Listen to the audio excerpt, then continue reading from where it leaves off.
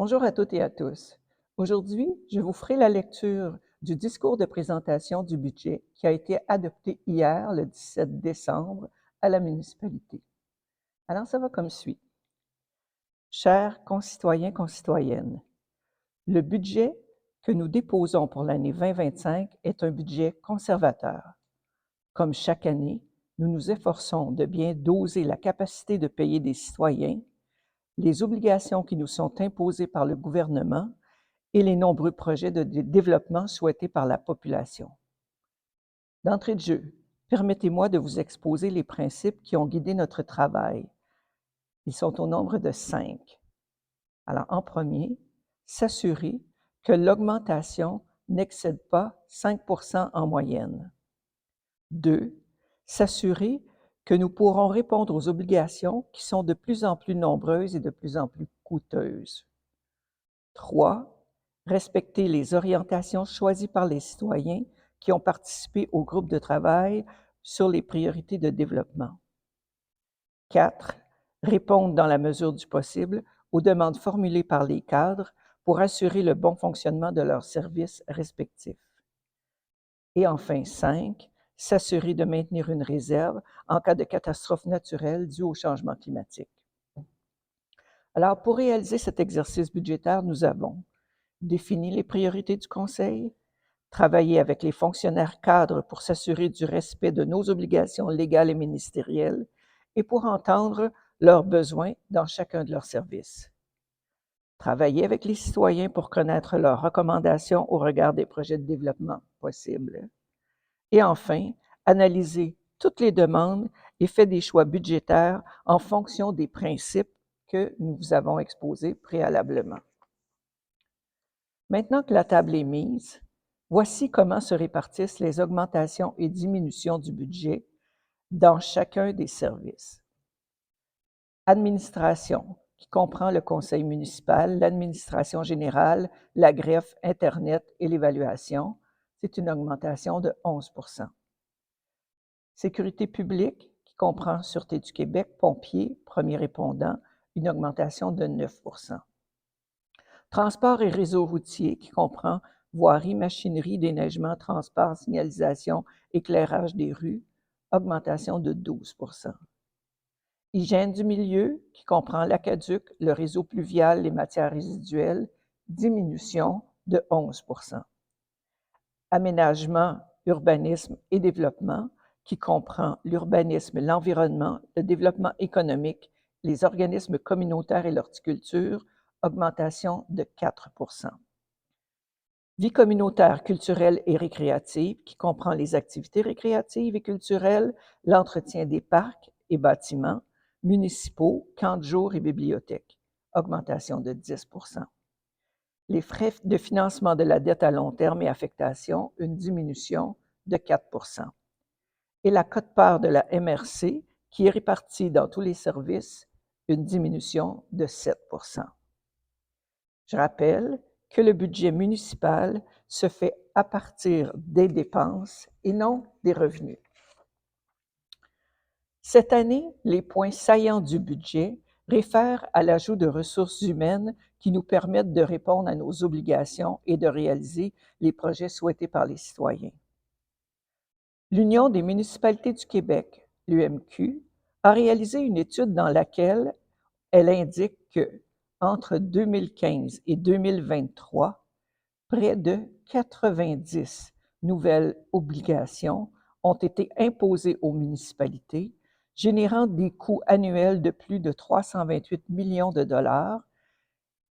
Et pour répondre à ces diverses obligations, ça mobilise un minimum de 4 100 employés à temps plein. Alors, bien évidemment, les plus grosses municipalités peuvent compter sur une masse importante d'employés pour répondre à ces obligations. Mais pour une petite municipalité comme la nôtre, cela est quasiment mission impossible sans l'ajout de personnel. Nous avons résisté longtemps, mais cette année, nous pensons que nous devons donner du soutien à nos employés qui en ont grandement besoin. Nous embaucherons donc un chargé de projet pour le secteur des infrastructures et une demi-ressource supplémentaire à l'urbanisme afin que quelqu'un soit entièrement dédié à l'environnement. Nous investirons également dans de l'équipement informatique plus performant. Nos infrastructures informatiques ne nous permettent plus de travailler efficacement et nous devons changer plusieurs logiciels et licences. Les tâches associées au travail dans le monde municipal requièrent des outils adaptés et à cet égard, nous avions beaucoup de rattrapage à faire. Comme demandé lors des groupes de travail, nous investirons encore pour soutenir les organismes communautaires.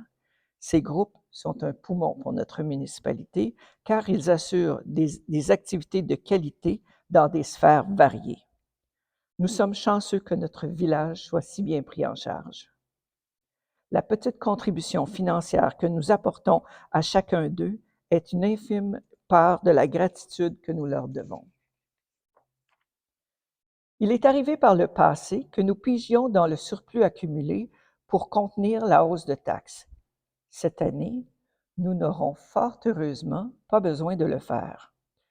Nous n'aurions pas pu de toute façon compter sur la réserve que nous avions mise de côté car elle a littéralement fondu lors des pluies diluviennes du 9 août. Celles-ci nous ont coûté à ce jour 835 000 $. D'autres travaux sont encore à venir pour les dommages subis de manière moins urgente et selon les priorités établies au cours de l'année 2025-26. Nous avons demandé du soutien de la part du ministère de la Sécurité publique, mais nous ne pouvons pas estimer la hauteur du remboursement qui nous sera octroyé. La reddition de comptes demandée est titanesque et sera analysée à la loupe afin de rembourser le minimum requis. Nous ne pouvons donc pas compter à coup sûr sur cet apport pour renflouer nos coffres. Le surplus accumulé anticipé au 31 décembre 2024 est de 977 822. Il ne correspond assurément pas au seuil de 20 % du budget que la municipalité considère comme acceptable comme coussin pour parer aux différentes catastrophes naturelles qui peuvent survenir. Espérons que la nature sera encore plus clémente cette année en 2025. Nous prévoyons donc une augmentation moyenne de 4,3 % du compte de taxes. Bien évidemment, ce pourcentage est variable selon la valeur de votre propriété et si celle-ci est desservie ou non par l'aqueduc. À titre d'exemple, un immeuble dont la valeur au rôle d'évaluation foncière est de 250 000 $ verra son compte de taxes augmenter de 50 $ ou 2,7 % si vous êtes un immeuble sans service, ou 110 $ pour 4,4 % si vous êtes un immeuble avec service. Un immeuble dont la valeur au rôle d'évaluation foncière est de 500 000 $ verra son compte de taxes augmenter de 149 $, soit 4,6 % sans service, et 209 $ ou 5,5 % avec service. Comme à Nomineng, nous avons une tarification par service. Vous pourrez constater les variations par rapport à l'année dernière. Pour les matières résiduelles, il s'agit d'une baisse de 39 %. Pour le service incendie, une hausse de 11 %. Pour la Sûreté du Québec, une hausse de 6 %. Pour la caserne, une hausse de 9 %. Pour les règlements combinés, une hausse de 24 % et pour l'entretien de l'aqueduc, une hausse de 14 %. Le taux de taxe en vigueur en 2024 était de 45 sous du 100. Il passera en 2005 à 49 sous du 100. Le budget global de la municipalité est de 9 48 271 $, soit une hausse de 7 % par rapport à l'année dernière. En terminant, j'aimerais remercier sincèrement notre nouvelle directrice générale, Mme Catherine Clermont, qui a assumé ses nouvelles fonctions de directrice générale tout en continuant son rôle de directrice des finances. Elle a été accompagnée dans cette tâche par Mme Céline Robidoux, qui est au service des finances depuis plus de 37 ans. Toutes les deux sont plus que qualifiées pour assurer une saine gestion de nos finances municipales et croyez-moi, Votre administration est entre bonnes mains.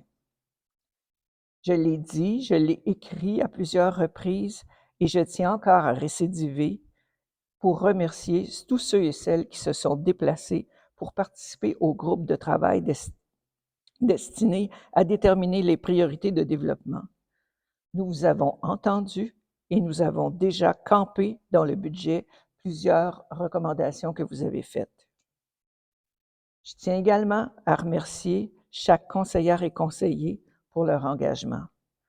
Vous avez un conseil municipal dynamique, engagé, très soucieux de l'intérêt de chacun de tous les habitants de Nomineng. Merci aux conseillères et conseillers qui donnent plus que le temps requis et qui font tout cela dans un esprit de collégialité exceptionnel. Vous pourrez consulter tous les documents sur le site web de la municipalité. Et en terminant, permettez-moi de vous souhaiter de très joyeuses fêtes avec vos familles et vos amis. N'oubliez pas le magnifique feu d'artifice qui aura lieu sur le champ de pratique en face du club de golf le 31 décembre à 17 h. Encore une fois, de très joyeuses fêtes à toutes et à tous.